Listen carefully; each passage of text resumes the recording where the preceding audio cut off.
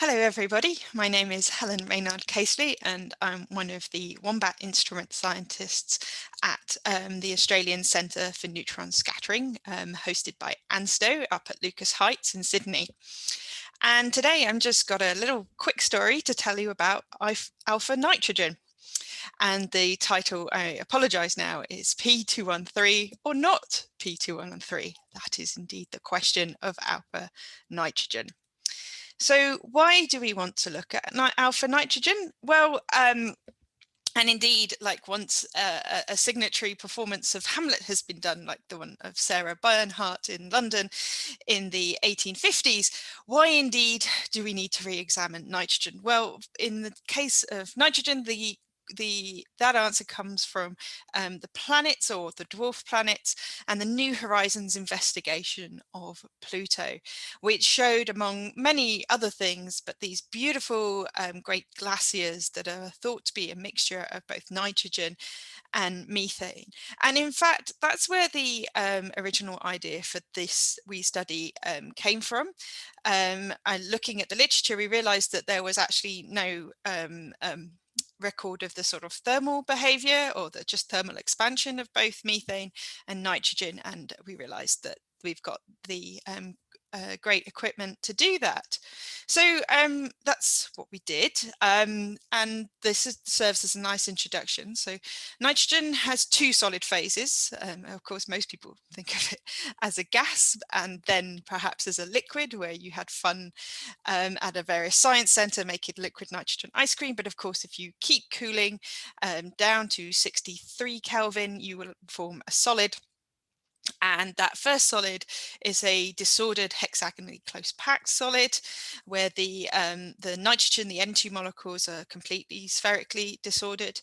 And if you keep cooling to 38 Kelvin, that becomes the alpha form, where the small linear molecules stop rotating and order in an arrangement. And the first aim of the study was to characterize the volume change and the consequent density change across this transition. And part of the reason behind that was because the Pluto surface temperature can actually range between this over this phase transition.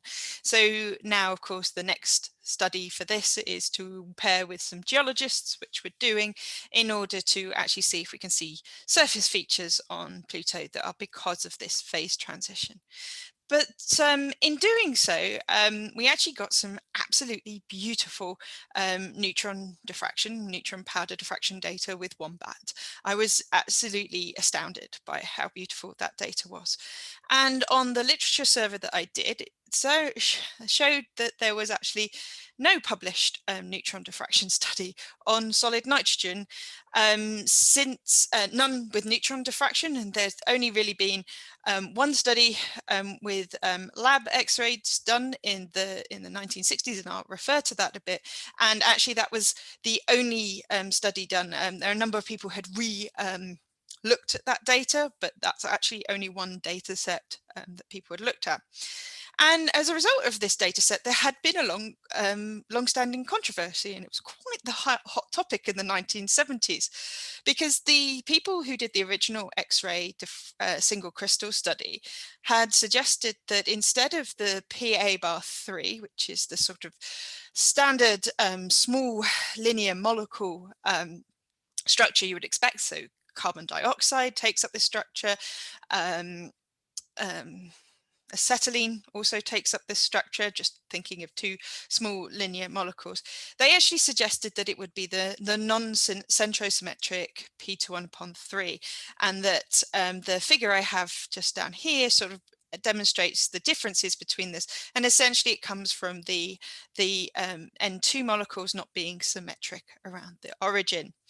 Now, this was quite a finding at the time, and of course actually imposes some physical properties, imposes that the alpha nitrogen should be pyroelectric because it crystallizes in a non-centrosymmetric space group. And so part of our motivation was to have a look and see if our data could shed any light on this.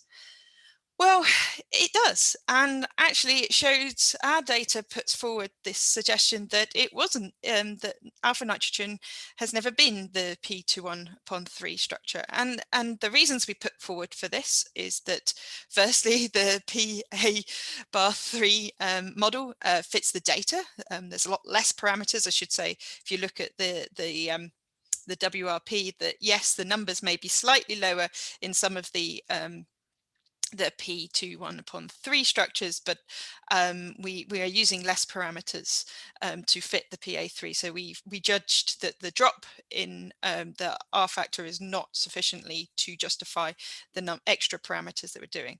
But the real nail in the coffin was the fact that there's absolutely missing peaks. The 110 that's sort of required in order for those molecules to be off center is just not there. And I should say that this came from more than one data set. So the original X-ray diffraction set data set, they actually didn't consider the potential of there to be multiple scattering. And they also only sort of cited that they saw two reflections, the 501 and the 520, that that broke the PA bar 3 symmetry. So they did not observe this 110 reflection either. And so we're putting forward that these three bits of evidence to say that alpha nitrogen is not the P213 structure. It's actually better described by the PA bar 3 model. And that's essentially what I came here to tell you today. Of course, and I'm not going to liken our work to David Tennant's reimagining of Hamlet versus Sarah Bernhardt's, but I should also say that, like a good Shakespearean play, if you're not convinced and if you're not happy with how it's been interpreted, you are more than welcome to have another go. And the way that we've managed to allow you to do this is that we've made the data fully accessible. We've put it up with they're minted with their own DOIs. So we've got both the first data set, 1.54 Armstrongs, and the second data set, which we collected at 2.4 Armstrongs. And I wanted to really say the big message here that this is part of a wider effort to assist our users to deposit their data. So do get in touch if you're interested in how to do this. And I think that this would be a wonderful thing for us as a community to do a bit more. So a nice conclusion that alpha nitrogen is better described by a PA bar 3 model. The paper actually, we also re-examined solid hydrogenous methane. Wombat is such an awesome instrument that you do not need to deuterate your molecules to get some beautiful data. And I suppose the big message here is that there are still things to discover about very small molecules, and certainly this is what's keeping me in a career to date.